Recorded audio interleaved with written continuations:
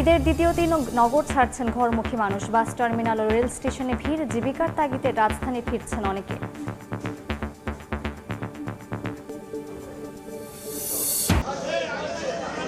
ঈদ আনন্দ যেন শুরু না হতেই শেষ।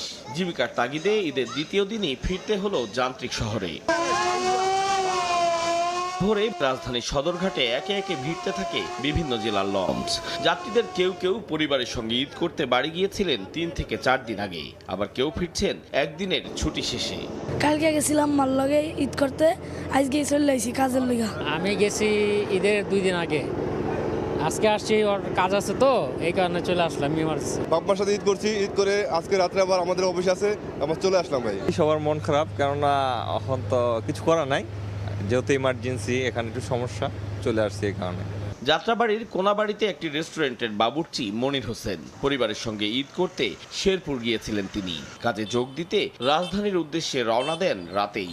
আমি শুক্রবার দিন সকালে, আমি কালকে আমার কাছে কাজ আছে, আয়া পড়ছে। খারাপ লাগলে তো কিচ্ছু করার নাই, কারণ গরিব মানুষ রয়েছি, কাজ করার লাগবো। হ্যাঁ, ইমার্জেন্সি কাজে যোগ দিতে হবে, এই কারণে চলে আসছে। সড়কে যানজট না থাকায় কোনো ঝক্কি ঝামেলা ছাড়াই কর্মস্থলে ফিরতে পারায় স্বস্তি প্রকাশ করেন তারা।